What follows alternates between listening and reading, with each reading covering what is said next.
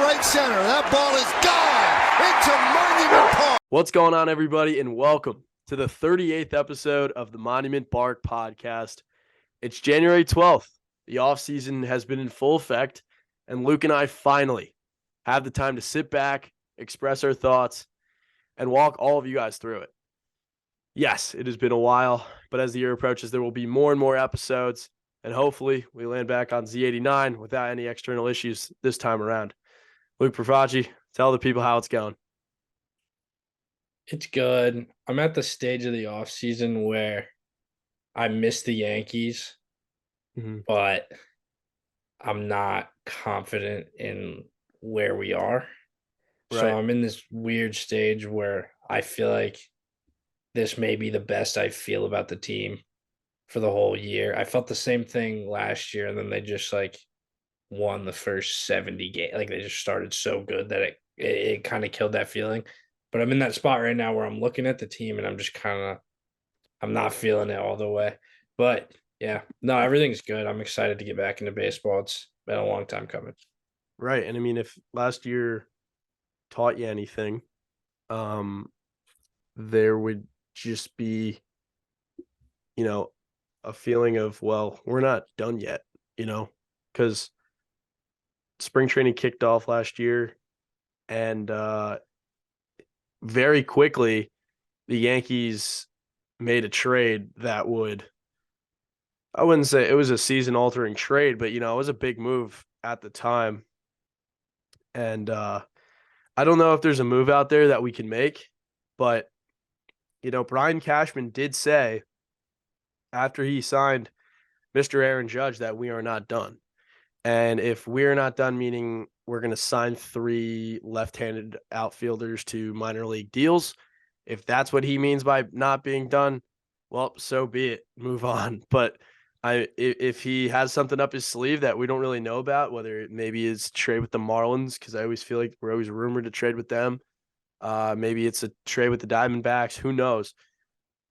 Maybe there's something out there that we don't know about, because typically he'll just who thought that we were going to end up with, Josh Donaldson. Yeah, the trade was for Kiner Falefa, and yeah, Luke and I had brought up Kiner Falefa's name the prior year, but we ended up getting Josh Donaldson too. So you never know how things can shake out, and I think that's what keeps the offseason exciting all the way through. And then, the first 4, 5, 6 weeks of the season, you don't really see a lot of trades going on. So, then it kicks back in. But yeah, I don't know, it's been an eventful offseason. It's one of those things where you look at our roster and we have kind of a mixed bag, and they're all kind of mysteries. There's been Gleyber rumors for last year, dating back God knows how long at this point. We have DJ, who was out all year, or the second half of the season, with a toe, and it's just been very behind closed doors. We don't really know what's going on there. There's been some good updates, like no surgery, but we don't know if he's going to be ready opening day. We don't know if he's 100%. We don't know anything. Kiner Falefa, he got benched as a shortstop in the playoffs for a rookie. So you don't know, there's no sure thing there with him at shortstop. You have Josh Donaldson, who hit low, terrible, could not have been worse. And it's they're all, and then we have this rookie coming in to play shortstop. We assume Peraza. I don't think there's any shot that IKF's the opening day shortstop again. I think it's Peraza's time at short. But then if you take that out of the equation, we have 4 guys for 2 spots, and none of them are that great. Obviously there's either talent issues or injury issues, but there's no penciled in for either of those 2 spots. So something has to happen. I feel like we can't just go into it with the roster like this. But like you said, there's no obvious move to be made. So I don't really know what's going to happen, to be honest. Yeah. I feel like we had a bigger number than we needed last year going in, when we thought it was DJ, Donaldson, Gleyber for 2 spots. And I watched back one of our old videos that we posted on Instagram, raving about Gleyber Torres when he was, on his hot streak. And that was the surprising thing. We were well, of all 3 of the players, we expected Gleyber not to be the one to break out. turning out, all three of them were kind of underwhelming by the season's end. Yeah, But that's maybe the worst breakout of all time. If that's well, I oh, mean, he yeah, crashed and burned, man.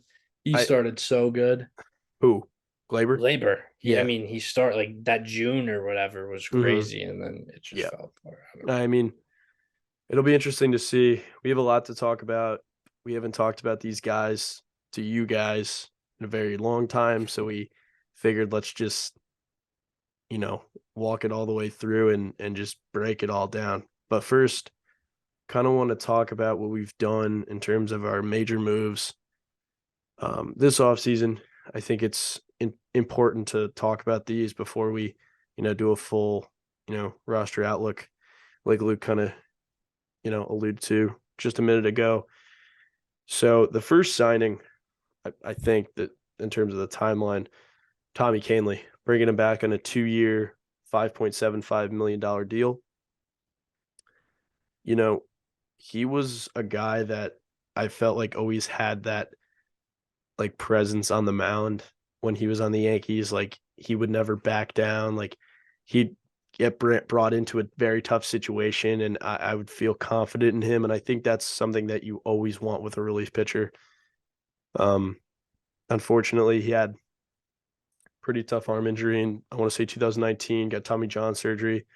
Missed 2020, or yeah, I think it was. I think it was 2019, or maybe it was 2020. I'm not really too sure. It's besides the point. He missed time in general. The Dodgers picked him up on I think a 2-year deal for 2021 and 22. So I guess his injury happened in between 19 and he pitched last year like 12, 13 innings, sub 3 ERA. Got to the postseason, didn't look very good. I actually had no idea about that until today. So I, the guy pitched 14, 15 innings last season as a whole. Can't really take too much stock into it, but I think he proved that he could pitch in the Bronx. I like his repertoire. I always have. The power change that he throws is his signature pitch. A lot of people forgot about. Not a lot of people throw that pitch to begin with. And I think Canley's got one of the better changeups in the game. And, we have another guy who's young and upcoming, Ron Marinaccio, who showed signs of being really, really solid last year. And one of his main pitches are changeup. So I think bringing in Canley can, you know, like Marinaccio can absorb some of that knowledge. And, Canley can be a contributor in the locker room because he's just a great teammate. And then also, you know, do some good things for us on the mound, whether, it's in a 7th inning role. Who knows? We got an influx of relievers, and, you know, as we saw last year, it's very important to have more guys than just a 7th, 8th, and 9th inning guy, because at any point in any time, things can, go sideways. And we didn't have an episode after we lost the playoffs. We didn't even have an episode throughout the division series. You know, the main thing was our bullpen, like, and you saw it in the Cleveland series, although we won, like our bullpen fell apart because we were injured. And then we would have games where we needed our bullpen much more than we thought. And, we were left with Lou Trevino in big spots and, other guys that you wouldn't prefer. So you really need to have enough guys in that bullpen come postseason time, because if you don't, you're probably not going to end up on top. And we are very knowledgeable on not winning it all. So yeah, Yeah, if I had to I grade it, it's mean, B plus. we didn't have a playoff review or whatever. That was maybe the single most unenjoyable postseason baseball I've ever watched. Yeah. Every game felt like a chore. It's like we were racing against time, if that's even the right way to say it. Like it's like you knew we didn't really have a shot the way we were playing. Then they got to Houston, fell apart, wasn't even close. Yep. But yeah, I like Tommy Canley a lot. I mean, I don't know. He just throws a great changeup, wears tight pants, and houses Red Bull.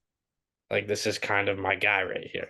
I like when he just comes out all crazy. I heard he's great locker room presence. Everything we read's great.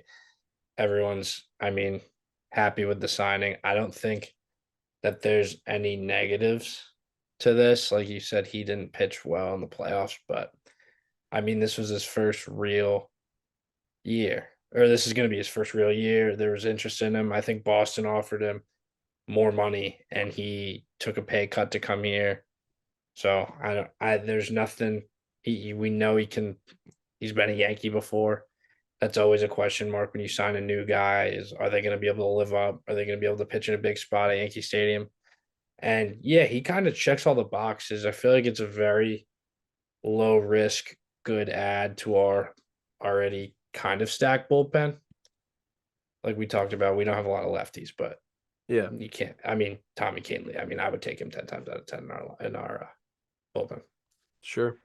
Yeah, I mean, 2 years, 5.75 million. If it doesn't work out, it Can't doesn't work out. You complain. move on. Yeah, exactly. And I think we also have a lot of guys in our minor league system, whether they're starting pitchers or not. I think we have a lot of guys with really good, really good pitch mixes. Like Greg Weiser, like he showed he could, be a contributor out of the bullpen. So I'm on board with Luke here. Tommy Kahnle, welcome back. Would you give it a B plus? Would you go higher? It's one of those where like you kind of Yeah, have to sure. see. Like Yeah, it's not like a proven thing, obviously, but I was very excited when I saw it. It's like, oh, I'm very confident that he can come in. yeah, Does not always have to be in a big spot, but if we need him in like a pinch, I think he can come through. sure. So yeah, I mean, it's one of those wait and see. But I mean, his changeup's disgusting. So I'm pretty optimistic about him. It always has. Um, and when we traded for him in 2017 and the crazy David Robertson, Todd Frazier for Blake Rutherford and other names, he had been an established relief pitcher in the league, and here he is coming back in 2023 to the Yankees. It's crazy how things can come around. But yeah, I mean, our bullpen looks pretty darn good as of right now. We'll get into it a little more later, but I think we're like one guy away from completing it, which is never the case, but so be it. Moving on, um, one of our big splashes, one of our two big splashes. I don't know if you want to call Rizzo's extension a big splash. We'll call Carlos Rodon, on 6 years, $162 million deal.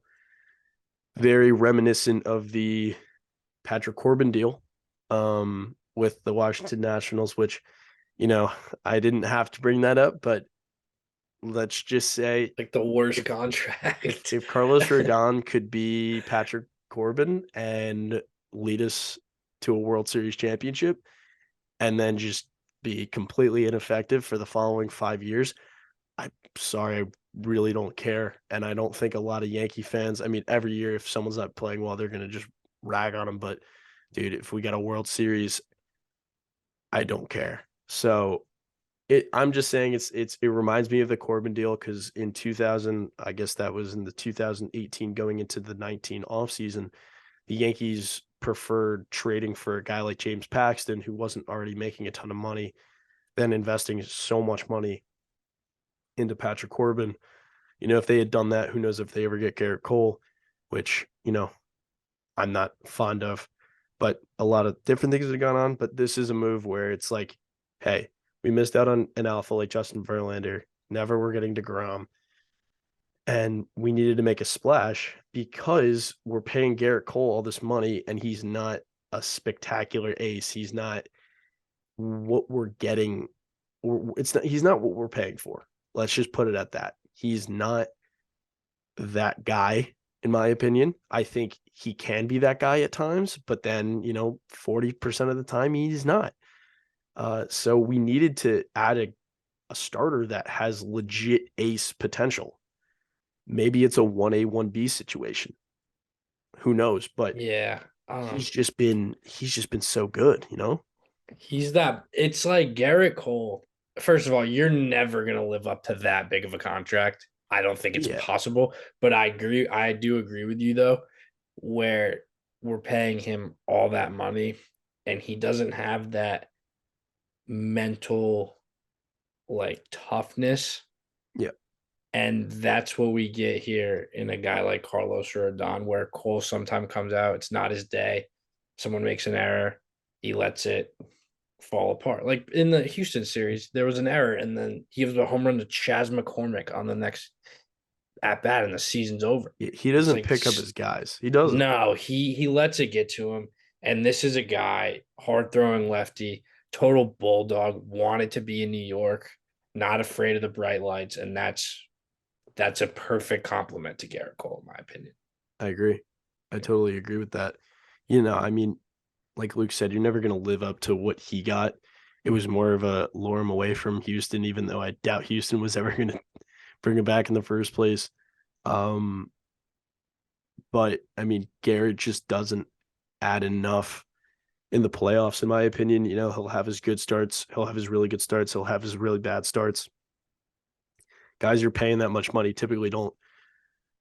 Their floors an average three runs, 5 innings.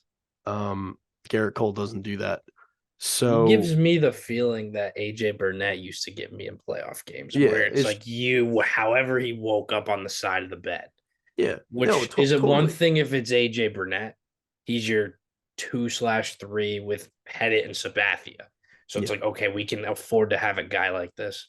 He's supposed to be our alpha, and I'm stressed out on days our ace is pitching in the playoffs. That's a problem. So I think that's what factored into this move as well. I'm stressed out when our ace is pitching at Fenway Park when the In Red Sox are June. in fourth place in June because I Yeah. know Rafael Devers going to get 2 home runs off him, and it's going to be like it's nothing. So, like Luke said, you just bring in a guy that's just a straight up dog. You know, since the beginning of 2021, I mean, these stats are just off the charts. 55 starts, 2.67 ERA. He's piled up an astounding 422 strikeouts in 310 and 2/3 innings. I mean, that's a crazy ratio. His whip through that span is an absurd 0.99. He hasn't even touched one, like, which is very rare for starting pitching. Like, for starting pitchers, it's you typically see that out of the pen with a very good season out of the bullpen, but you don't see that with starting pitchers, especially a left-handed, starting Wait, pitcher he has less than one walk or hit per 9 innings. per inning. Wait, per inning. Yeah, That's nuts. So he had like more 1, 2, 3 innings than innings where he lets up a base runner. it looks that way. Is that how that? I mean, that's crazy if That's that's how how that that works works. because it's the average That of how starters many. aren't supposed to be doing that Right. at all. So, That's crazy. you know, with someone who brings a great deal of swing and miss, you're going to have command issues. Sometimes he has 88 walks and 310 2/3. But based on how many strikeouts he brings in, you know, he he keeps the ball in the ballpark at a pretty solid rate. He's given up, I know I looked at it earlier, 25 home runs and 310 2/3. It's like it's a it's like one every 10 or so, maybe even better. So he's keeping the ball in the ballpark. He's striking out a bunch of guys. Sometimes he'll have command issues, but even when he is struggling, the stats say that he's gonna, keep the ball in play and not get just absolutely hit around. His FIP since 2021 is, fielding independent pitching is 2.42, which is what they say a true ERA is. So typically when that's lower than your actual ERA, that's a very good sign. It's it's kind of like, I don't know, I'm trying to come up with another sport analogy, but if his FIP was much higher than his normal ERA, it would be like he got lucky. So it's more of a how true is your ERA, and he's even better than what his ERA says. So I think he's easily the best left-handed starter than we have had since CC, and I think he's also easily a top 3 left-handed starting pitcher in the game, if not two, and if not the best, because I'm just forgetting left-handed starting pitching right now. So I think he might just be the best right now in my head. So yeah, he brings that it factor we don't already have. And I said to Luke yesterday, I was going to say this later, but let's just get it out of the way. I think he's got a very good chance at being our ace. Like, we get to the end of the season, like a lot of people were talking about how they were so confident in Nestor last year. Well, Nestor was pitching better than Cole, and he ended the season pitching better than Cole. He got injured, whatever. But we're paying this guy 6 years, 162 million. If this guy's pitching better than Cole, he's our ace. I don't. He's, There's no other way to look at it. there is the way that I'm looking at it and the way they're looking at it is all right. We have to pay a guy to come in and be the stop guy if Garrett Cole just implodes in a game one. Like we need a sure number two where it's like the way I'm trying to think of it was like Tanaka with Sevi kind of where it's like the safety blanket, like what you're gonna get, you're gonna give us a chance to win. And I think having a guy like Cole at one means you need a guy like this at two. And so I think that's kind of the thought process behind it. I just think there's a good But he's chance going to he be, just he's ends up better than Garrett Cole. Like, yeah, but he'll never pitch a game one. I think that's kind of what I'm trying to, like, I don't think James Paxton started a game one in Well, 2019. we had no one, or not no one, but didn't we have the wild We card had game? Sevi and we had Tanaka. Not in 2019. We played the Twins in the DS. James the best team in the American Why League. did he start at game one? I don't know, but I'm just saying, like, sometimes you'll see a weird. But Garrett Cole, you can't. He's gone mentally if you don't pitch him game one, and I think they know that they're not paying the guy 36. No, I definitely agree with that methodology where it's like you go Cole game one because he's got great upside and could just get you on the board, and then you come back with Rodon to get you that second game, or if Cole screws up in game one, you got him to tie the series up. That is a very good way of looking at it. That's more postseason outlook. I just think just how you look at the team as a whole, you can kind of just look at the roster and be like, well, I think Garrett Cole is not as good as Carlos Rodon, therefore Carlos Rodon's our ace. No, if we're talking best pitcher, I think there's a better shot than people. Yeah, I mean, there's a better shot than people realize. I just think how they're looking at it. That's what I try. That's what I try to look at is how the team looks at it. Garrett Cole's ERA is not 2.67 over the last 2 years. I'll tell you that much. So you don't have to tell me. Also, one thing I wanted to add on Carlos Rodon is I think another reason that we were very frontward in getting this guy is one, he didn't really make us work for it in the sense that we knew he wanted to come. He wanted to come to New York. Everybody knew he said he craves that atmosphere, stuff like that. So I think that was a major attraction because we've gotten burned on these guys that aren't as fond of the bright lights. And then also we have Severino and Montas coming up as free agents after this year. And I think this puts us in a spot where we can maybe focus on one and then run out Cole, Rodon. Obviously, it looks like it'd be Sevy. We don't know what Montas is going to give us, but either Sevy or Montas and then Nestor. And I think that's kind of what they're looking at as a solid foundation of a rotation, which I agree. I think that looks great on paper. And I think locking this guy up gives us more leverage in those negotiations and less pressure as well, where if they're getting paid a lot of money, we can go another direction in the starting rotation. And like I said, if we get a World Series out of these 6 years, oh my God, just like I'm talking about with the next guy, if we get one out of those whatever years, we better. Then I'm just above the moon. So, or over the moon. So yeah, I mean, I give this great just in terms of I know it's obviously a wait and see kind of thing, but just based on it, you just got to give it an A and you just got to move on. So has to be probably one of the more hectic free agent situations that we've seen in quite a long time. Aaron Judge, the captain. It's crazy to say that. Keys to the city. Yeah, keys to the city. I mean, whatever. I mean, I don't know what that means. So you just can't. The mayor gives him keys to the city. Well, I mean, he's got a load of money, and he is the captain of the New York Yankees. So you gotta accept that. So yeah, I mean, Arson Judge signed with the Giants, and we got Aaron. So I mean, that's all that matters.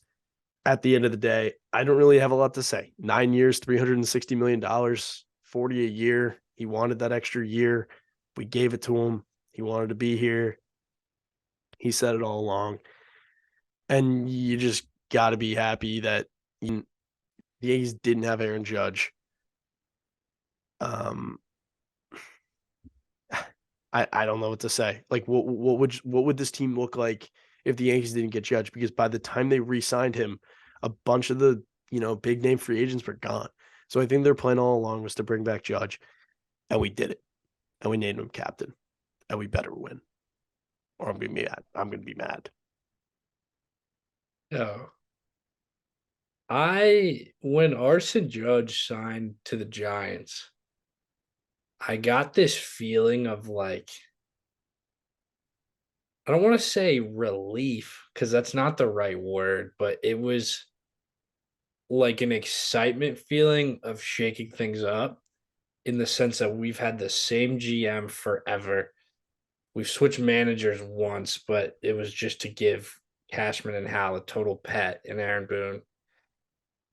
And we've had like the same constructed roster for this is going to be like the seventh year of this kind of core team.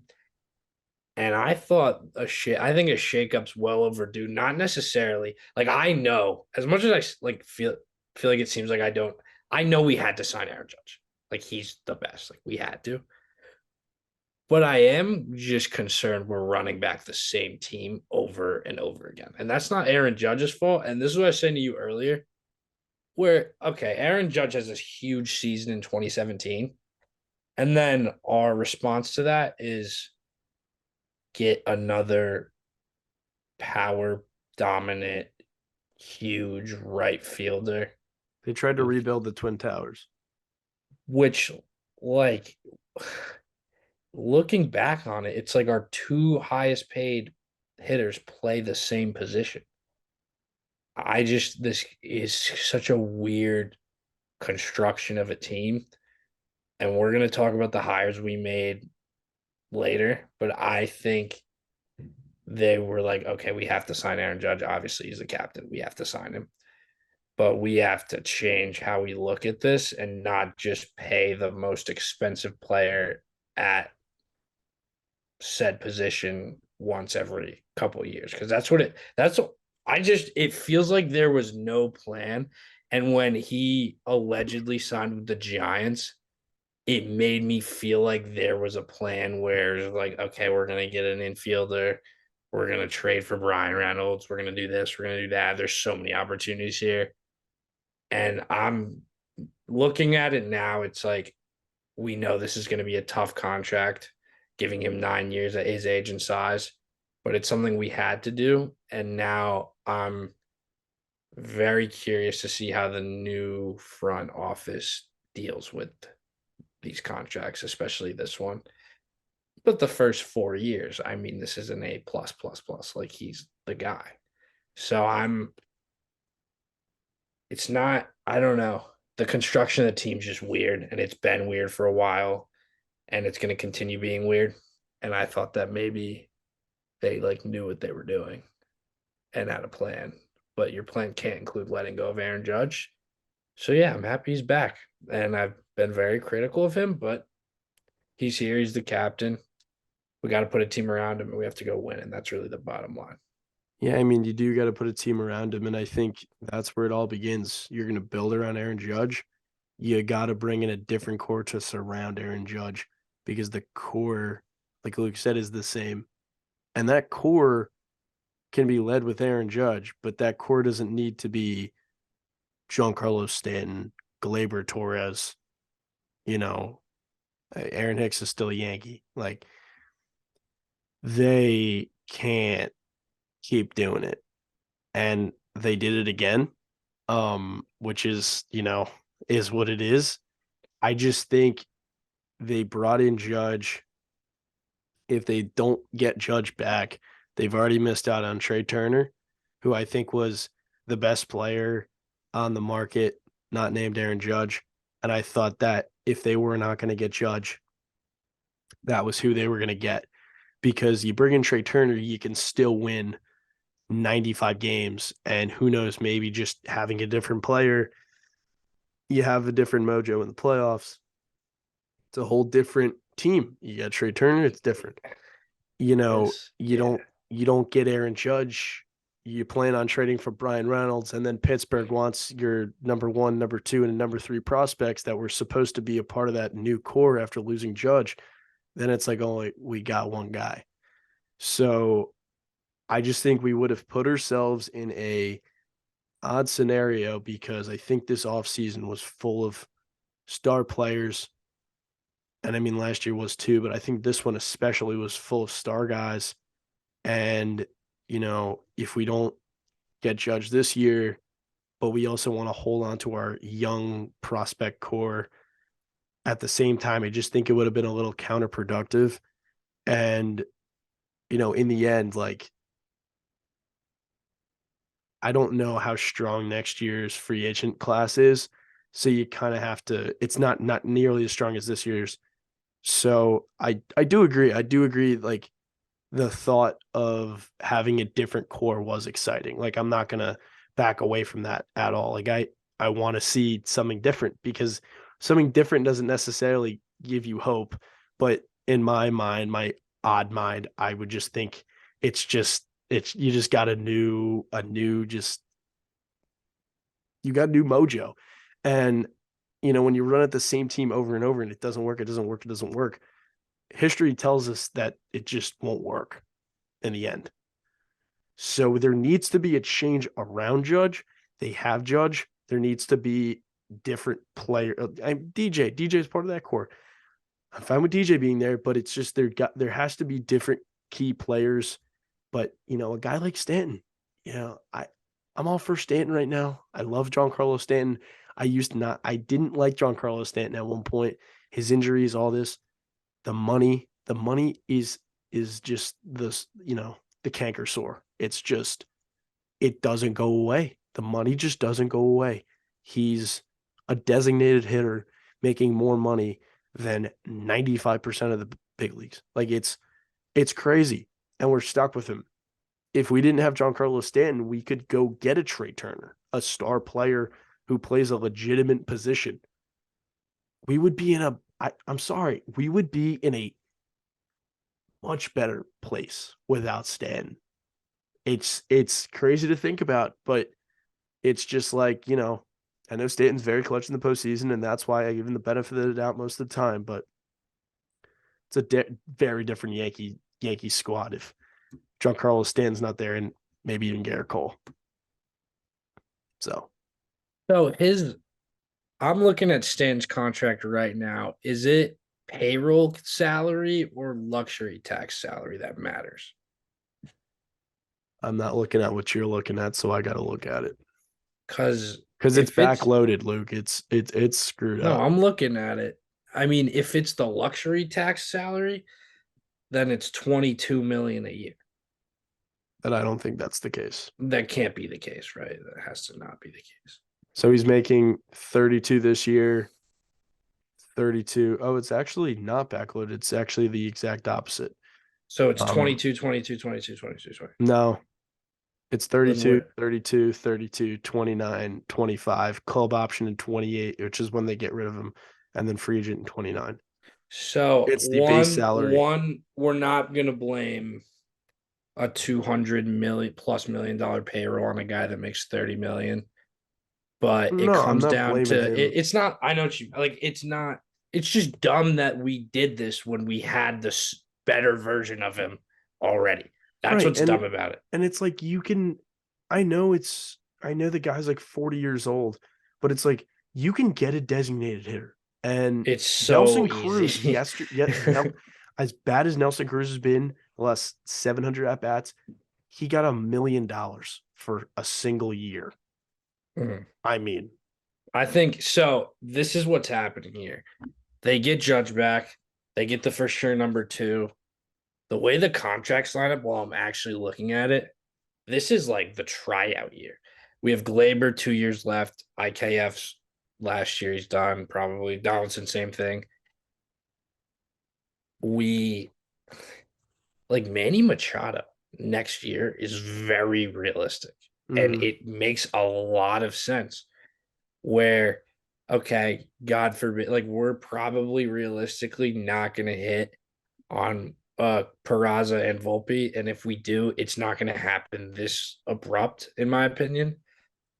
It gets a little tricky because we have DJ for a lot of years, but the AAV is low enough where we can kind of work around it. And I mean, if Gleyber Torres has another up and down year, you have to think his time in the Bronx is coming to a close. And with the money we just shelled out to Judge, the money we shelled out to Rodon, the money we're losing in the pitching staff, the money we lost last year with with the Britton and bullpen. Chapman, we're losing a lot of money. And I think that's around like it rounds the lineup out piece where we're gonna have veteran Rizzo, we're gonna have DJ Still, Judge Stanton, Machado. And it kind of is a bummer for this year because realistically, I don't see it happening this year. We're just in the same middle spot. Houston's, I mean, they signed Jose Abreu to replace Gurriel, who was like their worst hitter last year, other than the catcher. And like you never know, but you know. But with the money they have invested in the team for this many years, they're gonna start making moves. And that looking at this team that we're about to go over, I don't see how they don't do something in that realm because it was different when it's Judge on his arbitration contract. We had all these guys like we had Garrett Cole, we had Stanton not fully getting paid on his contract. It was different. It's kind of like house's money, if you will. But now, like we're invested financially, and we can't just watch this team get smoked by the Astros once every 2 years. Like we've lost 5 championship series in a row. That's not that not happen. That can't happen when you're the Yankees. That can't happen when you're anybody, but it really can't happen when you're the Yankees. It's like the Buffalo Bills when they lost 4 Super Bowls in a row. They get mocked to this day, and we're the Yankees. It's they got to do something like that, and it's not Brian Reynolds with the package they're asking for, but we can't just like not do anything. Yeah, I mean, part of that excitement, like during the year last year, like the thought of losing Judge when you get like a Brandon Nimmo in free agency and like a Trey Turner in free agency, then you're changing the core. Then you've got more guys, more productive guys. Now we have all this money locked up. We're gonna, the money's gonna bounce out a little bit. We're gonna have, ending up having more money than we, eventually gonna have end up more money than we do now, and it's gonna open up room for a splash. I'm not gonna go in and check the free agents for next year because I don't want to look ahead like that. It's January, and we're like, oh Right. my God, I can't believe We've already covered how we don't think we're really in a position to really win. So it's like we're having this episode and we might as well just not post one until next January. But we just kind of I don't know. Like we're not trading for Brian Reynolds. That was kind of like the one like thing that existed that was completely different and it would put us, I think, in that World Series conversation. Like actually, we're not in the World Series conversation. If anyone's telling you we are, put everything, down and just run away because that person's just wrong. Don't listen to Vegas if they're saying we're close because that never works. According to MLB.com, we're gonna beat like the I forget who we're beating in the 2027 World Series, but we're beating somebody. So don't listen to the those Dodgers guys either. probably. It's gonna be Yankees Dodgers every World Series for the next 112 years.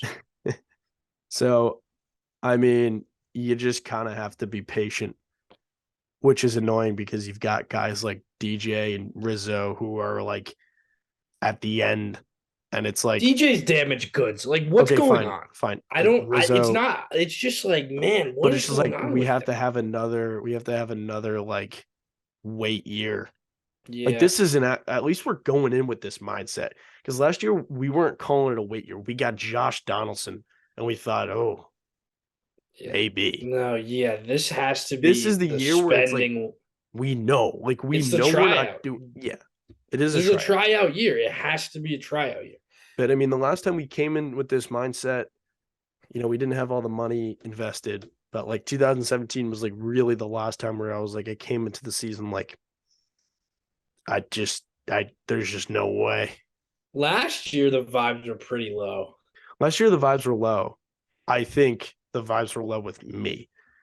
but other people kind of tried to influence how I thought about the team with Donaldson and Gallo and all of that, and then Nestor. All the Blue Jays propaganda. We weren't supposed to win the division. None of the But I mean, Rays. at the same time, yeah, they were gassing up the Blue Jays, but they're all gassing up Josh Donaldson, and IKF was gonna be a thing. Like none of that worked. So Dude, there's we were no pretty false hope good this year. though. It's There's crazy. no false hope because you look at last year, you got the season that you got from Judge. You're not going to get anything close to that. So you can't look at it better than it was last year. You got to look at it like Josh Donaldson's not going to be playing every day. There's a positive right there. We're going to be playing Oswald Peraza. That's exciting. We're going to potentially bring in Volpe. That's exciting. It's more about being excited about these small things on the team than just being excited about the season, because you can't be. How can you be excited about the New York Yankees? We've done the same thing the last 4 years. 2018 was our best team. What did that team do? Lost in the division series. We won one playoff game. You won a playoff game. Nice. You move on. 2019, we get hurt. We're playing with, guys that had never played in the postseason before. It was fun until the end. Whatever. 2020, fake. 2021, team was garbage. This past year, it just was just underwhelming. And then this year, it's just like, well, we've gone through all of this. You just got to look at the little things and be like, yeah, that's cool. But you can't be like, it's a tryout year. It's can't wait literally for October. a tryout year. Like, no, you're it's not a tryout year. That's it. I mean, it has to be. You just have to sit back and watch. Last year's team being as good as it was in the regular season, still I can't figure it out. I don't mean to cross sports, but that's like this year when Michigan beat Ohio State. It's just when you look back on it now, it's the most fluky seeming thing where it's our lineup was just all false hope, and it was talking about how we were just historic. We were historic. Dude, we were the 98 Yankees for a month. We were the 98 Yankees, and then we were the 2001 Mariners when the postseason came around. We didn't even get that far. We got that. We went to the championship series. But I forgot how upset I am with this team. I stopped because there's nothing to think about. We're going to think about which bum left fielder we're going to who cares? What team we're going to lose to in the playoffs? I know. Well, we don't have to think about it. Yeah, that's the only thing that there's. Do you want to go through this team? Should we just end the episode right now? And we'll see you in 2024. Yeah. See you next year. You get the one episode this year. Let's just move on. Maybe we're excited about someone we got in left field. That's a possibility. Don't think he's gonna bring in a World Series though. So behind the dish, probably the least optimistic I am about this team, going into the year, I guess, is the catching position. I think the defense is going to be great from Trevino. I just don't think the offensive numbers carry over because Jose Trevino just didn't really get a hit from August through September. And then he may have had the worst postseason performance at the plate in October. When was his name called? Other than the PA announcer announcing his name. 1 for 22. Yeah, that's not great.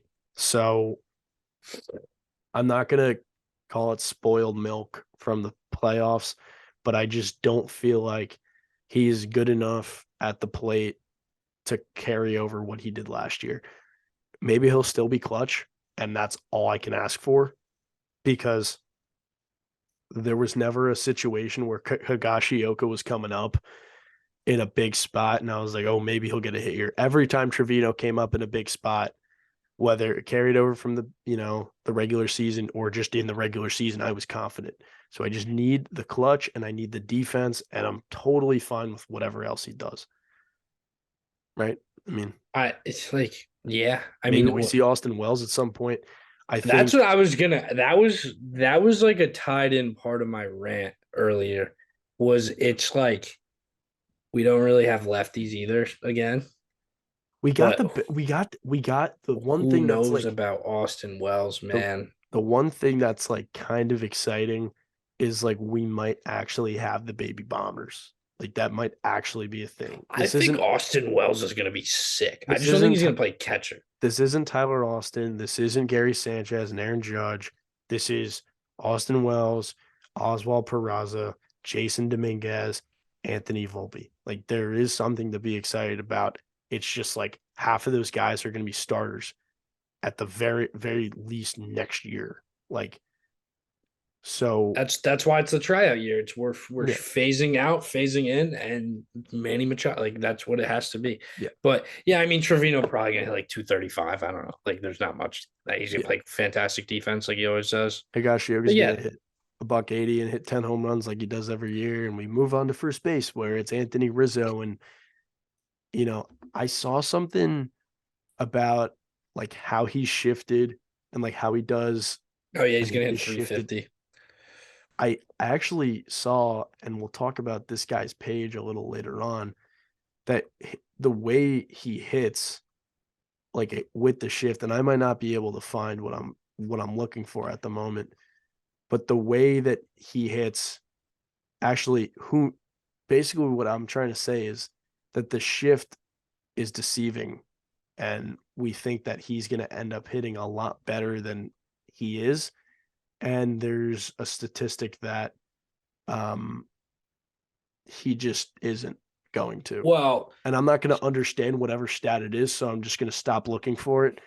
But I think, the guy's been shifted since I want to say 2014.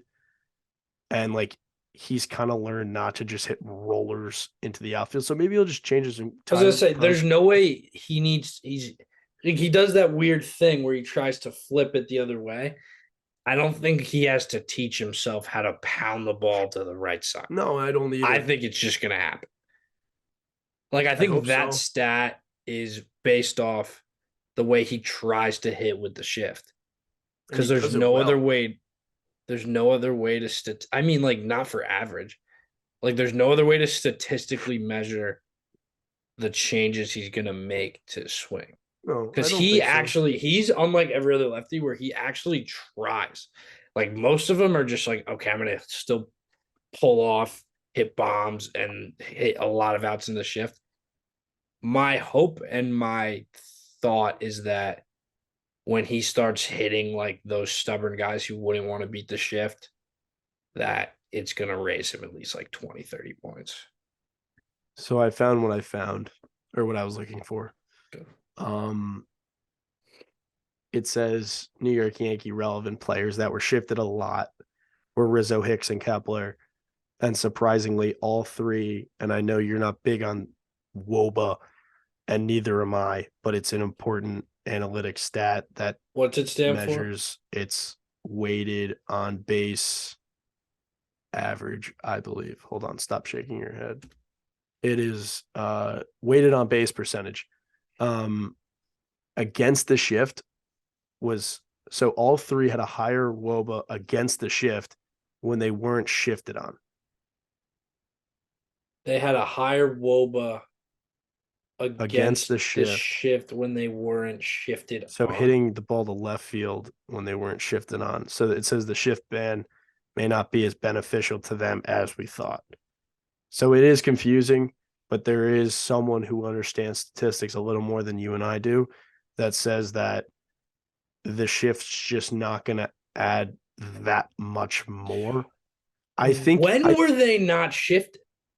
that's also a good point. That's the first thing I thought when I looked at it because I think I mean, what with 2 strikes? Like, yeah, probably you know he's not what? as Like good. when there are runners on base, like they're not always shifting like double play. Like so with Anthony Rizzo, I think you're gonna get. I think he's gonna hit more home runs than he did last year because he's just Me gonna too. like Because he's actually not going to just be trying to try to hit do the that. ball more Yeah. to right Yeah. field than normal, and he hit a ton last year. So I think that the home runs are gonna come. I think he's just gonna sell out for the home runs again, like he did last year. But He then was become a just sell out for professional. that side of the plate. But then Or become a professional hitter when he needs to be. That's the one thing I love about Rizzo is he can go from just selling out, trying to hit home runs to just, all right, we need this. You got to do this. He does it. We need, a long at bat. Go in, do it. I think Anthony Rizzo brings that, and that's what makes him, a cool player to have. This is a good transition into the next guy we're going to talk about. But having an approach, having the understanding of the count, having the understanding of the game situation, who's on base, how many outs there are, who's pitching, all that is all stuff that Anthony Rizzo gets. And that's what made him so special. That's what's made him the player he's been since he's been in the league. And all those great things I can say about Rizzo, I can't say a single one about our starting second baseman, Gleyber Torres.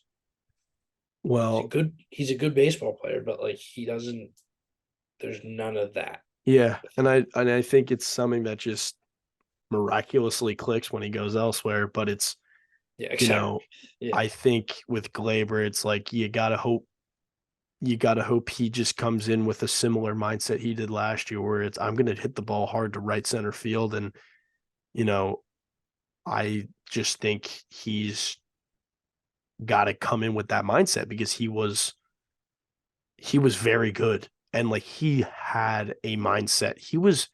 He led the majors in defensive runs saved at second base, like at one point in the league, like at one point in the year. He was doing it, man. Like he just needs to go back to that and then just try to span it out. You're gonna go through slumps, but like you need to go through the slump and then get back to where you were. And I think if he can just do that, his numbers are going to be very impressive because I think his numbers were pretty solid this year. 760 OPS. We hadn't seen that in forever. The guy hit 24 home runs, hit over 250, and had 70 RBIs. Like, if you just take away how the season kind of went up and down, and you just told me at the beginning of the season that Gleyber Torres was going to give me that, I would have signed up for it instantly because he was so bad the year before and the year before that. So I think if he's just a little more consistent this year, you're going to see such a difference. And he's getting up near his contract year, and he knows that. So maybe he'll just click in a little bit better. You can't really talk about him for too long because it just seems pointless. So I think I got one more thing. It just feels like what you said about his approach with the right center thing. It just feels like he can come into the season. If he starts well, great. If he starts bad, the season's over and we got to wait till next year. But if he starts good, he's hitting well. All about the spring, man. Then the he was hitting in spring training. Remember that? But the problem is once the pitchers realize that all he's trying to do is drive the ball to right center, they're gonna adjust, and then he can't adjust, and then it takes him 7 weeks to adjust, and then he sucks the 7 weeks, and then he makes an adjustment, and then he's good again. They make another adjustment. It's just this endless. He also just wasn't very good in the playoffs this year. After kind of figuring it out at the end of the year, he was okay in the playoffs. Like he did some solid things, but yeah, no, he's not bad. That's the thing. He's not bad. Not bad. He could just be and I such a difference maker. I also just don't think you can call him average. Like a second baseman that hits 24 home runs. I don't think you can call him average. I think he offensively brings more to the table than 15 other second basemen, 16 other. I think he's. What's the range of average? Well, I think he's an above average offensive second baseman with the potential at being a good offensive second baseman. The defense was fine last year. You can't even knock it. The biggest thing that Gleyber had was the defense. Like the defense was so lackluster.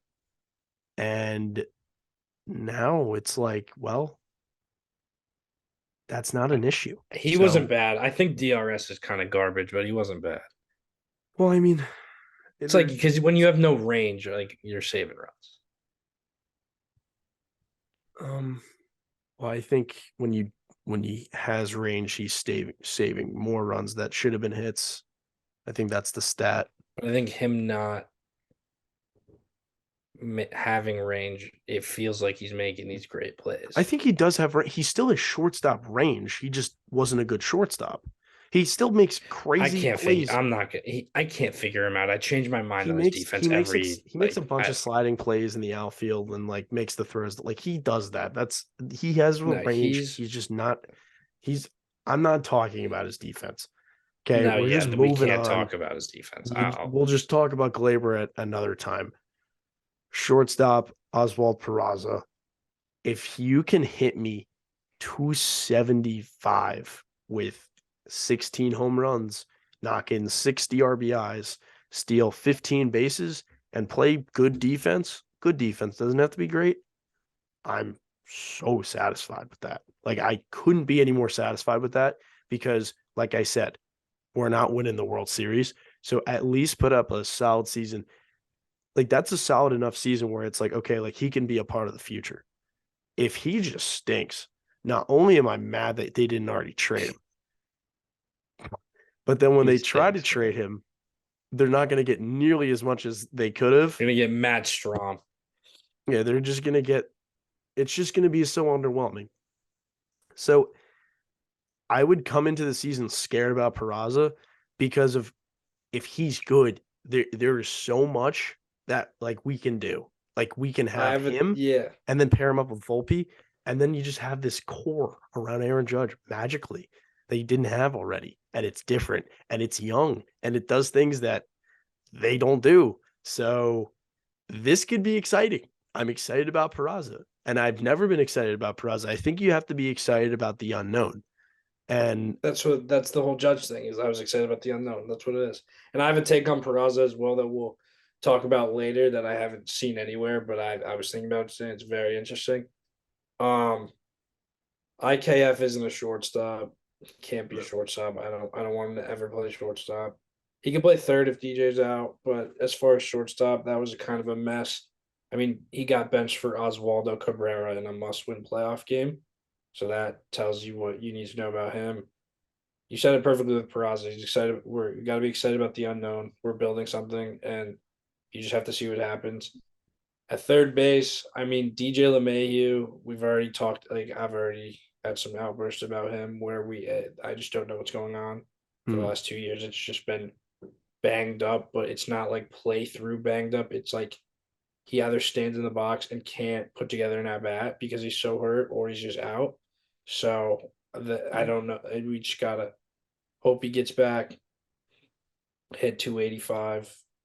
That's all. Like, what else is there even to say? just beat Gio Urshela last year. I mean, that's what I'm going to say to Yeah. Peraza, and I'm going to say to DJ is just hit 280, 285. I'm not even asking for that from Peraza, but I do think that DJ is capable to just do that in a, you know, Healthy full healthy year. season. Yeah. I don't want to talk about Josh Donaldson.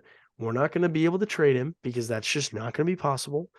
Because no one's going to take on that money. We're going to do the $6 million buyout. That should have just never been a thing because we should have just never traded for him in the first place. But that's besides the point. It's just a disaster. He's a disaster. If he comes in and plays well somehow, kudos. But it's just like I don't want to have to sit here and complain about him because I shouldn't have to. And we've got a guy that can play instead of him. Last What year, did I he hit don't think last year? Like, 225. okay. He cannot be worse. Like, he can't He be can be the worse. same. If he's the same, he just has to sit. But it's like you hear about his shoulders. It's like, well, Do you know he's who the 37. Yankees leadoff hitter He's was last 37. year? Do you know who the Yankees opening day Yeah, leadoff hitter was I last did this. season? I heard this too. Yeah, I know. It's Johnson. I know. And I'll we have a solution to that problem. Okay, It's just let's not just worth it. let's Like just I talk. don't It's like not I worth can't. talking about. Move It's on. not. Left field. This is where it's I don't like even want to talk these guys. They're all minor leaguers. It's like, what are we doing? okay, left field. Oswaldo Cabrera. I love Oswaldo Cabrera. I do too. Oswaldo Actually, Cabrera's always got a he's kind of smile on sick. his face, and he's just a very upbeat human being, and I tend to like those people. Um, that's why I'm great friends with Luke. Yeah, I was Uh, gonna say that's. So Oswaldo Uh, just brings the versatility. You know, he's baby Marlin. He he it's his fault that he said his favorite player was Marwin Gonzalez growing up. So he will forever be baby Marwin. So he brings, Swiss Army knife capabilities. He can play a bunch of positions. He's hopefully just going to hit 250. If he's the starting left fielder and he gets the whole season, if he hits 250 with 15 home runs and 55 RBIs, and he switch hits and plays solid defense wherever the heck he's playing, I'm thinking left field. Once again, it's just like, how can I even just be Melky? Like, just be Melky. Yeah, Just I was hit gonna like say Melky. in the 2024 World Series DVD, he's gonna be the Melky Cabrera. Like He might he's hit the not. cycle this year. He might hit the cycle 7 times. Okay. We haven't had a cycle since Melky Cabrera, so that's why I was pointing this out. No, he could be. He's a piece to something special. We don't obviously have the special thing yet, but he's a piece to that, and I like him a lot. I like his approach. I like his moxie. I like a lot of things about him, and I don't like a lot of things about Aaron Hicks, who is our next guy. I don't want to talk He's about just done. I Like don't I want don't to know. talk There's about nothing him. to talk about. He's just done. It's I fine. don't I mean he's just Let's gonna be talk on the about team. Rafael Ortega because this guy's actually kind of interesting. Okay. So This was a good Twitter thread. I like this one. this just really was. And It's a fantastic Twitter thread. I'm and he's just got a fantastic Twitter. Fungo Baseball. You wouldn't even think it's a Yankee account until you click on it. Fungo Media at Fungo Media on Twitter. I already shouted him out on my account. But this guy's a beast because he doesn't talk about stats. He explains what the stats mean as it relates to how good or He bad it is for the interprets it. He player. doesn't just throw Right, numbers exactly. at He's not you just where it's throwing like it that out doesn't there make and sense. Yeah. expects me to understand it. So, there are some interesting things about Rafael Ortega. We've signed 3 minor league outfielders, 3 left-handed outfielders, left fielders who are left-handed. Excuse me, I'm all over the place. So he talks about between 21 and 22, he was pretty solid. During that time, he played 215 games, hit 265 with a 344 on base percentage, a 408 slugging. That's a 753 OPS and a 108 WRC plus. Not bad at all. He walked just under 11% of the time, which is well above league average. And he struck out at a 20.5% rate, which is league average. So when you're walking more than league average and striking out at the league average, it sways better. He was much better in 2021. He just beasted out in 2021. But if you look at how his OPS and weighted runs created plus compares to some other guys since the start of 2021, he's better than Christian Yelich, Alex Verdugo, Dalton Varsho, Jurickson Profar, Max Kepler, and of course, Aaron Hicks. So we signed this guy to a minor league deal, and he's putting up better numbers than some guys who are being paid $25 million a year. Christian Yelich. So the thing about Ortega, which is a tad interesting, he doesn't hit the ball very hard, but he does hit the ball in the air a ton. And when we're talking about Yankee Stadium, short porch, yeah, you could bring in the idea of he's just going to hit lazy fly balls. But the thing that's interesting is he's top 20 in the majors in both launch angle and fly ball rate. So, as Fungo Baseball says, sometimes launch angle and focusing on lifting the ball has a bad connotation, but that's when it's paired with poor contact. So, the poor contact is a thing. Maybe it changes, maybe not. But the thing is, he doesn't strike out a ton and he walks. And I think that's something that's very interesting because he's not going to hit 215 because he hasn't really done that a whole lot. His walk rate's 90th percentile. He's 70th in chase rate. He limits strikeouts at a league rate, 82nd in whiff rate, which is very good. And he talks about how Ian Happ talked on, Talking Yanks and said that, I mean, this is a known fact. And like, if you're into, predicting baseball games, Yeah, the ballpark stuff. that if there's wind in Wrigley, there's very little chance there's balls going out to right field. And, Rafael Ortega, who was a Chicago Cub, each of the last 2 seasons was a victim of this. So here's some, the home and road splits are crazy with this guy. and here we are Unbelievable. in 2021 at Wrigley Field. Ortega played 48 games and hit 277. Very solid with a 750 OPS and a 106 WRC plus, all very solid. And those were his home numbers. Now he played 5 more games on the road, played 53 games away from Wrigley, hit 304 with an 896 OPS and a 138 WRC plus. And even when he got, I would say, significantly worse in 2022, his OPS was 70 points higher than it was at home. And his WRC plus was 15, I'll call it, points higher in 4 more games on the road. He's a much better player on the road, and he's coming in to play home games at the most hitter-friendly ballpark for left-handed hitters in my eyes. So I think he just adds a lot. His defense is below average in center field, which might mean he's a better left fielder. But maybe he's, an outfield Matt Carpenter. Maybe he's that, revelation. You can't ask for that, because that was just something that, dropped into our lap, and we were just so fortunate to have that.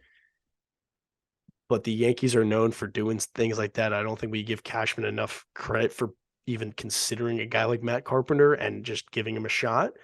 And what he did for our team, granted, he got hurt and was miserable in the playoffs because he never got any at-bats at the end of the season. Like, this could be something where it's like, all right, we just stick him in left field and see what happens, because, well, we don't have anything better to do.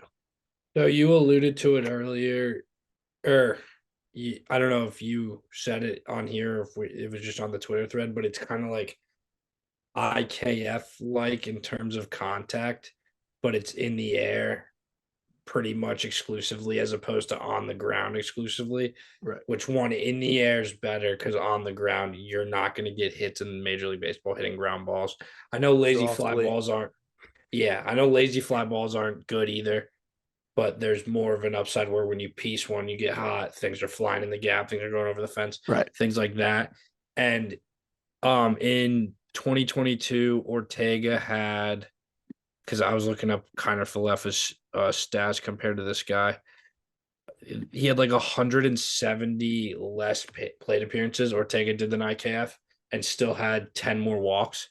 So it's like, okay, we get a higher upside IKF level contact hitter who's lefty and hits the ball in the air, and he walks more. That sounds like what we thought we were getting in IKF pretty much. And he's got a big leg kick, and that, Oh, yeah. Means, yeah. Which, like, sure. Like, that's why not? IKF was like, he was, I don't want to say the test dummy, but I feel like he changed our perspective on like these types of things. And this feels like we got in the lab, we thought about all of this stuff, and this is what we came out with. That's what it honestly feels like to me. Yeah, I mean, I think we've got something, Raphael, as I'm just gonna keep calling him because it sounds cool. I actually love that. Who knows? We'll see. We'll see how he plays in the spring. Because I think that's, obviously there's gonna be some competition. You can't completely make Hicks an outcast, because if Aaron Hicks somehow just clicks into it, like, it's gonna be hard not to consider him as an option, because he's making $10 million. And that goes for Donaldson as well. So Cabrera, Hicks, and Ortega battling it out. We'll talk about Willie Calhoun briefly. He's bounced around. He was in the Yu Darvish trade that sent him from the Dodgers to the Rangers. I'll take it from 2019 to 2021, including 2020. He played 187 games. He hit 250. With 28 home runs and 86 RBIs. He had a 734 OPS. Now, if you look at it from a 162 perspective, that's the equivalent of hitting 250 with 24 home runs, 74 RBIs, only 90 strikeouts, and 42 walks. Very solid. His OPS plus, not great, but, he was a very solid player from 19 to 21. We know Texas isn't very hitter friendly, which is all we heard about when we were trading for Joey Gallo. But last year Calhoun was miserable. I mean, he played only 22 games, so I guess he wasn't really that miserable. So yeah, I mean, I guess he's I wouldn't say interesting, but he was a top prospect once. He's a fourth round pick by the Dodgers. Yeah, Maybe, he's a free agent in 2026. He's on a minor league deal, but we would have control. He's very cheap. If somehow catches fire, great. Maybe maybe he ends up better than Ortega and all of our other left field options. I think he's interesting. I think Billy McKinney's straight up garbage. So I'm not even gonna yeah, talk about yeah. it. I He's mean, a between former Ortega and Calhoun, one of them is gonna make us think they're gonna be good. I think pretty much guaranteed. Like, there's no way both of them are just gonna be nothing. There is a way, but in my head, yeah. I think one like just the way like sports work and things like that. One of them's gonna like, all right, this guy's a shot. Who knows if they're actually anything? But I mean, throw interesting, throw a bunch of interesting. one up against the wall and hope it Yeah, sticks. some. Yeah, exactly. So, we wrote down some potential targets of Brian Reynolds. I already talked about it. They want our top 3 prospects, and that's just a no can do, bro. Like, no. And they want starting pitching anyway. So, like, they're going to go to the Marlins or they're going to go to the Rangers because the Rangers certainly have pitching prospects after the last 2 drafts. Like, Yeah, there's nothing to even. It we're would have not been competing with interesting those if teams. they. And then Yeah, if he doesn't get traded, they're going to get significantly less, and maybe we become a target. Because if yeah, they got to play into our range. There's not much we can do. there's We're not much obviously we can not do. giving up the top 3. I wouldn't even really want to give up 2 of the 3 at all. No, Like, there's nothing about where we are as a team. unless we were getting David Bednar, I would be okay with trading Peraza and Dominguez if Peraza Mm, wasn't No, amazing. no, we can't. The way that we are as a team, it's not going to put us over the top. We got to wait. We got to have the tryout year, and we got to see. We got to see what all these young guys. I don't want to say all, but like, what's trading Jason Dominguez and Peraza like I don't know, Ryan Reynolds, like I don't know. I don't know. I mean, he would probably be really good, but it's not like a time for us to make like the win now move. Yeah. And we have no rush. I mean, if a team wants to give them every prospect for Brian Reynolds, it's like, yeah, he's good, but like, I don't know. Okay, like, fine. But yeah, I think this was a no go before, and I think now that we see what they want, this is just an even bigger no go. And I just don't want Max Kepler. So we're going on to center I field. mean, yeah, No. no, No. Harrison Bader, he's probably Ortega's the got least. better stats than Kepler over the I last mean, two I seasons. couldn't want anybody less than Max Kepler. Yeah, I mean, Harrison Bader, I just want him to come and do what he does. He's playing himself into hopefully The new deal. surefire starting center fielder for the next 2 years for us. So, and we know he's going to get on defense. He showed some crazy promise with the bat and the mouthpiece. Now he's like God. So, yeah, I mean, there's not much. Like, just Just be go play well. yourself Yeah, just do and what you do, stay healthy. If please.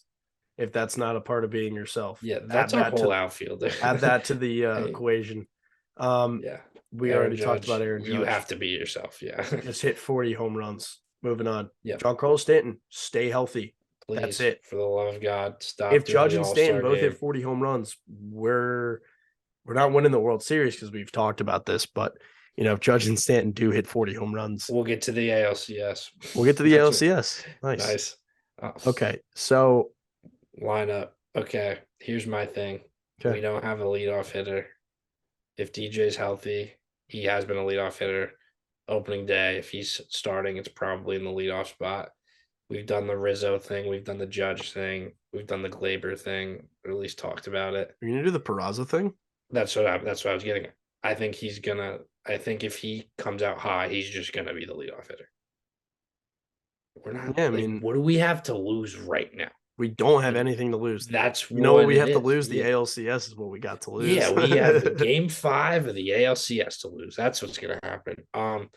But no, yeah, I fully think if Peraza starts well and DJ's not healthy or not himself, Peraza's just the leadoff hitter. Or Bader. And yeah, that's the only one where but like he's not like an on base guy. He's just I don't think. fast. Yeah, like he doesn't, he's fast, but he doesn't like, that's not the type of hitter he is. He'd hit a bunch of leadoff homers. I think he's actually gonna hit 20 home runs this year. I mean, he was, if he just, I mean, he was hitting I mean, bombs. dude, They were bombs, I too. don't They care were what he does not to the cheap. opposite field. He just pummels fastballs. Pulls. Yeah. And he pulls them hard. Left field. No, yeah, my like thing that I haven't heard yet, but I could very much see is Peraza getting a lot of run at a leadoff spot. Because there's nothing in his way. There's nothing in anybody's way. Someone step up, do it. Yep. We're at that point. We haven't had a leadoff hitter in like 3 years. Yeah. I mean, our pitching is pretty easy to talk about. Starters are all gross. We're not talking about a lineup until We didn't have to talk about the lineup. I just wanted to say that I think Peraza is going to hit leadoff. I like it. I like the idea of it. I mean, I'd say we have the best rotation in baseball. Cole, Rodon, Cortez, Severino, Montas. And here's the one thing I told Luke yesterday that stands out about this rotation. Nestor Cortez was awesome last year. And I think he's a good enough pitcher up here to continue being that. But I think naturally his numbers are going to regress. We got even worse than a Sonny Gray, short tenure from Frankie Montas. And I think Frankie Montas has an entire offseason to, number one, get in shape, and number two, eat healthy. MRI every 2 weeks. Like, I don't know what we Well, not on the Yankees, but yeah, like leading up to it. He's got a whole offseason to he's been a Yankee this entire offseason. So act like a Yankee. Now, if Nestor regresses a little bit and Frankie, pitches to what he was on Oakland last season, which I think was like a 3.4, 3.5 ERA. Now we're talking how he could even slide into the 3 role if we needed to, the 4 role, and Nestor could go back down to the 4 or 5. I think you can kind of balance out those two guys because it's a long season. There are obviously going to be injuries. There are always injuries, but I think having Montas with a high upside, low floor, not to get all fantasy football terminology on you guys, but I think he's got high upside, low floor, and I think he could just be a solid pitcher, good pitcher, who knows, but he also could be just as bad as he was last year. I think we are flexible with this rotation. I think something could go wrong and then something good could happen and it's like nothing even happened. So we'll see.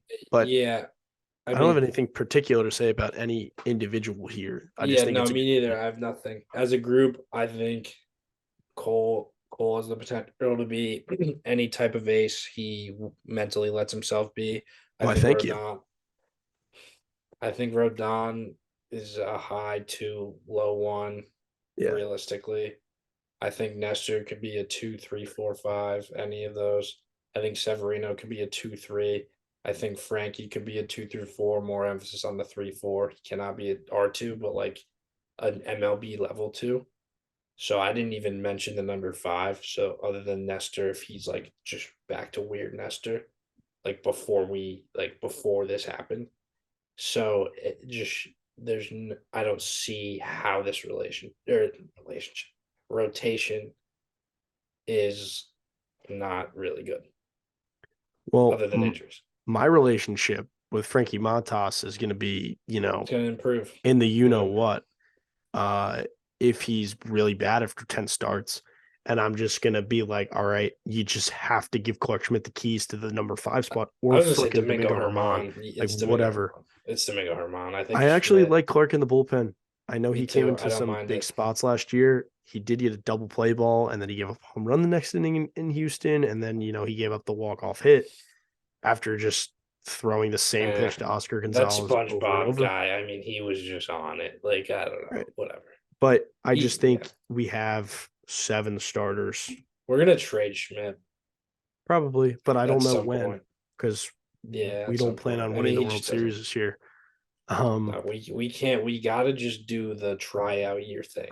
That's why I think We have to try. if Montas doesn't pitch well after 10 games, you start Clark Schmidt because then it's a tryout I think for other teams. you and I mentally in this podcast, we cannot start thinking like we did last year about we're gonna go get a starter and Andrew Benintendi and we're just gonna win the World Series, even if they win 60 of the first 80 or whatever, like they did last year. I won't care. We can't let ourselves get to that again. I'll just feel good about just watching baseball and Yeah, I mean, if you get being me around through my July, friends. like I'll be all right. I'll hang out with my friends. I'll go get a chicken tender bucket. That's all I really need, honestly, this year anyway. Because we're I've not never gonna, gotten a chicken tender bucket at Yankee Stadium. they're missing the value, man. There's a little value that goes into that. Oh, it's $20 for like every piece of food in the world. It ain't $20. It's like 28. No, the No. special ones. The I special want ones. I want the burnt end sandwich that's only like $10 or those wings with the sesame seeds on them because I just love sauces. Low Bell steak sandwiches. You got to best have the food. burnt ends and I'll have the steak sandwich and we'll just look Is at each it is other and Bert? give each Okay, other a that's hug fine. because we're That's also fine. going to be We'll happy. just order what we want and then just trade. It's like okay, we're trying. There you go. All right, bullpen. You can trust me with food. I mean, there's little things you can trust me on. There's baseball. I and do food. trust you with baseball and food. Yeah, I mean, we talked about Canely. I Loizaga is like my favorite player. I don't know. Yeah, Man. me too. Like Clay Holmes, like what? See, this is the thing. Like, could we have just gotten a closer Not for or someone who like no, because it's the tryout year. good point. Very good point. That's what it Didn't is. even Like, I'm not even thinking that way. It's the tryout year. Clay Holmes. If you choose to be try good, out, man. Like try yeah. out. Like whatever. If you're not good, we move on. I just don't want to see Lou Trevino pitching in big spots. I'm sick Nah, of that. I like Lou Trevino. I don't really like Lou Trevino. I'm sorry. I think I like Lou I just Trevino. look at him without the mustache or with the But mustache. now that I look at this bullpen, I think I like everybody in the bullpen more than Lou Trevino, except for Albert Abreu. I don't know why Albert Abreu's even here. Yeah, Realistically, take him I just away. think he's Take him good. off the sheet. I think he's well. No, we have to fill the roster spot, but I think he's good enough to be on a big league roster, but not good enough to be on our team, but also not bad enough to be DFA'd yet. I think he has to stink again, like once. Like you think he's Do gonna play you one game? remember he's when done. he blew the game against the Mariners with Carlos Santana?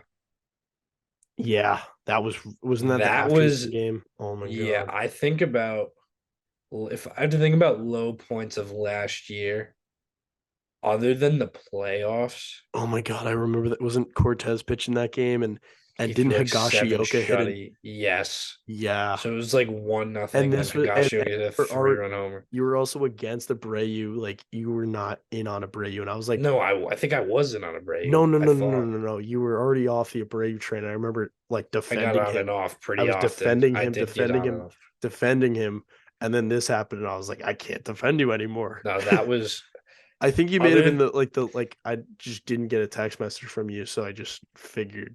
So I was not I mean, other than the 10-day stretch where we literally didn't score a run, I think that may have been the low point. Because it's just yeah, like we got Albert Abreu going right now. Okay, regardless. Yeah, he's our worst bullpen option. There's probably an 80% chance he's not on the roster come by May August. So 15. yeah, I was gonna be nice, but yeah. I mean, realistically, Dude, injured. I mean, we got guys on the shelf, man, that are just. I mean, Efros not going to pitch this season. Sadly, King might, right? what King might though. King's definitely going to. So he broke his arm. He broke his freaking leg, broke his arm. In I've never been more late confused. July. I want to say 22nd because I was looking at it today. Don't get on me about that. I just remember the number. He broke his elbow. He broke his arm. Not good. Not optimal. And he threw his first 10 pitch bullpen on Monday and he said he felt good. So I mean, Nah, just let him get to September and then he can try out like the rest of them. no, we're not doing this September thing again because you just get hurt again. We're not trying to win this year. Well, if he's supposed to get back in July, you don't rush him back because we're not going to win anyway. So then you wait till September, let him get his feet wet like Tommy Tight Pants in LA, and then 2024. How'd that work out in the playoffs, though? Well, we're not gonna. We'll be there. He may not. We may not. Doesn't matter. So then by tickets. 2024 April, we have a guy, Michael King, ready to make a revenge tour, and we have As our Manny fifth Machado. starter. All right, relax. We're never doing that again. I mean, I think the fastest and furthest like that combination baseball that I've ever seen hit was a Michael King bleeding sinker that went Oh off my of god. Ohtani in person. That was just the greatest, most majestic, fastest home run I've ever seen hit. Maybe we'll get Ohtani. Yeah, I mean our bullpen looks sick. I think they're gonna be very good, but hey, as Luke is saying, it's a tryout year, so it really doesn't even matter. Nothing but you know matters. what does it's matter? Tryout year. You know what This does matters. matter? This matters. This matters. Is big. Ryan Sabian, who worked for the Yankees from 1985 to 1995, then left for the Giants, San Francisco Giants. Yankees won the World Series from 96 to 2000. He did his dirty work. We tipped our cap. Then he went to the Giants as the general manager because he did so well and won 3 rings as the general manager. He even got one in his final season. I don't know why they moved on from him, but he got one. He was there from 97 to 14. They won in 14. The Bumgarner, Buster Posey, the pitching rotation. Hunter Pence. Hunter Pence. Everyone. They had everybody. Marco Scutaro. Yeah. So it's just bringing him in as an advisor to Cashman. That's just very, very, very, very important. I don't know how important it is. I'm still trying to. No, these are very important, I think. Yeah, I mean, I don't think Cashman's going anywhere, but at least he has these guys in his ear. I was thinking about it. Like Brian Cashman's been in the organization. I forget. I heard it on a podcast. I forget which one. Since Hal Steinbrenner was like 16 years old. So it's like he is essentially like ownership level in terms of respect in the building and say. So you're never gonna fire a guy like that. But this is so clearly not working. And them acknowledging that and signing 2 guys to essentially point him in the right direction in terms of plans and tell him what to do is as good of a result as we were going to get because they were never going to fire Cashman. Never. He'll never, but he's not. These guys, other guys they bring in, younger guys within the walls that we haven't heard necessarily yet, are gonna. I'm positive these. It's like these Jerry Jones. These hirings show me that he's gonna start being more of the face than the actual like general manager. I also just don't think he's the actual general manager. I think the analytics are what call his number. Yeah, and now we're bringing in just like, well, I want the best player, and then everything else is just going to be analytics based. So I mean, getting an old fashioned, I'm sure Sabian has incorporated some analytics into his work throughout time. He was very upset when the Mets didn't put him on to their staff, I guess you can call it, in their front office last year when Steve Cohen took over. Because I guess he thinks he's very qualified for the position, whatever that position is. I think he's more than qualified to do what he's doing now for the Yankees. He's been with us before. If you want to say he helped build the dynasty, sure, let's call it that. But I think I just want one, man. I just want one. I don't care. It's just give me one. And then Omar Minaya, who, MLB's first Latino general manager with the Expos from 02 to 04. Then he went to the Mets from 04 to 10. where the Mets actually, made the playoffs and had some solid teams in that span. You had the 2006 team, which was easily probably their best team since this is their best team since '06. I think their '06 team was better than the team that they actually went to the World Series with. Um, that team caught lightning in a bottle. Continuing, Yeah, Daniel Murphy went Daniel nuts. Murphy, Omar Minaya is very good with international signings, and I think he's, obviously we're not gonna be able to get the top dog international prospect anymore because that's just not how the CBA works anymore, um, or is written out anymore. But I think he might be able to get us and keep an eye on some guys that might be a little might not be on everyone's radar. And I think that's very valuable. And I think he's just very experienced, regardless of how good or bad he was. The Mets were pretty brutal at the end of his tenure, but you know, he's got an eye and he's experienced and he's been the top dog in an organization before. So you got to just take that and be like, well, that's pretty cool. Yeah, I mean, like you said, this guy pretty much just showed me that we're being proactive in the sense that we're not just going to be able to look up dominicanprospects.com and sign the highest guy anymore, and we're going to have to like actually do things in that department. And I'm glad that they did it. Like, you're laughing, but it's serious. Like, we got ahead of it before we went 4 years without getting a good international prospect. That's what this shows me, and it's good. It's a good thing because I was so worried that we just were gonna neglect that part of baseball, and we're not. So yeah, I'm very happy about these two guys. I think Brian Cashman needs to have as little say or work on his plate as possible, and he can just continue being the scapegoat because I mean everyone already hates him. So yeah, that's pretty much where I stand. Where we got to get some brains in this operation to combine with the face and Cashman and Howe, and then the analytics as well, and not continue to just pump out a $250 million payroll with the most lopsided mediocre team I've maybe ever seen. I'm all for the money because it's not mine. It's a lot, but you just got to distribute But it a little bit better. yeah, like they spend it. It's not like they don't spend it. They spend it, but they're still have holes. It's like you gotta figure it out. It's like you can just keep buying me PlayStations. I already got one. So Yes. that's everything about the We Yankees covered everything. since October. Yeah, like And I God bless you if you made it to this part of the episode. Very I long will. episode, but it's warranted, it's justified.